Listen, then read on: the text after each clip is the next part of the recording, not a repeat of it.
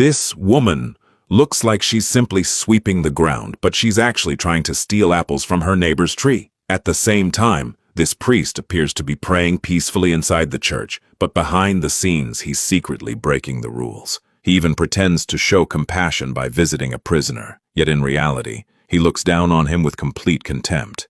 But the prisoner isn't innocent either. The moment no one is watching, he starts digging a tunnel to escape. Meanwhile, everyone else has already figured out what's going on, but they all choose to stay silent. The old man, realizing there's no more drama to watch, heads back to his room and opens a chest filled with gold coins. The sparkle of the gold immediately catches the attention of the huge man living next door, giving him a sinister idea. Every day, his wife cooks him delicious meals, but he constantly complains that her food tastes awful. Heartbroken, she leaves the house to gather firewood. An elderly woman upstairs notices her and quickly becomes curious.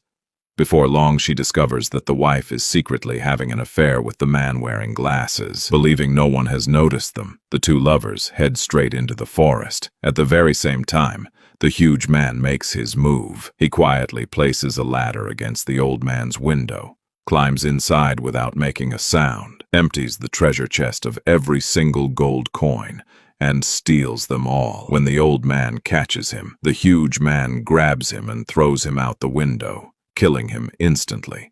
The loud crash alerts the man with glasses, who had been in the forest. He hurriedly gets dressed and rushes back to see what's happening. Just as he's about to run upstairs and catch the real killer, the elderly woman suddenly points at him and screams. Within seconds, the villagers surround him and immediately declare the man with glasses to be the murderer. Meanwhile, the real killer, the huge man, slips away unnoticed during the chaos. Soon afterward, the man with glasses is thrown into prison. Now comes the most ironic part of the entire story. The real murderer, the huge man, takes full responsibility for organizing the old man's funeral. He buries the old man himself and buries the truth along with him. The villagers aren't innocent either. They strip every single apple from the man with glasses tree, cut the tree down completely, and use the wood to build a gallows just for him. When they're finished, they even open a bottle of champagne to celebrate. Unable to watch her true love suffer any longer, the huge man's wife secretly sneaks a shovel into the prison.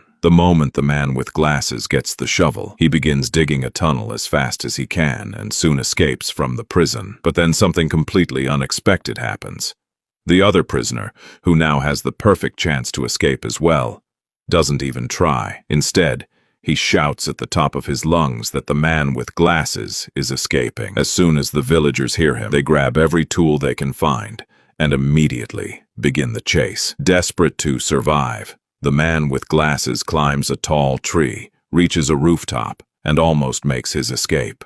Only after the angry crowd gives up does he dare to move again. But fate has one more surprise waiting for him. He accidentally runs into the huge man who is secretly counting the stolen gold coins. At that very moment, the huge man's wife notices her husband climbing onto the roof and follows him out of curiosity. She arrives just in time to see the huge man fighting with the man wearing glasses. When she realizes the man she truly loves is in danger, she rushes forward to stop the fight. Instead, her own husband violently shoves her to the ground. Furious, the man with glasses throws a powerful punch that leaves the huge man completely dazed. The huge man loses his balance, falls off the roof, slams into the ground, and dies instantly. Seizing the opportunity, the woman escapes with the man she truly loves, leaving that terrible village behind forever. But then, something horrifying happens. Thousands of ants suddenly crawl out of the ground and swarm the huge man's body. By the next morning, nothing is left of him except his skeleton. Because the man with glasses had ripped the huge man's glasses off during their fight, the villagers naturally assume the skeleton belongs to the man with glasses. Believing he is finally dead, they tear down the gallows they had built for him and quietly return to their homes, where they continue spying on one another's lives as if nothing had happened. But one question still remains. Why didn't the other prisoner use the tunnel to escape? Instead,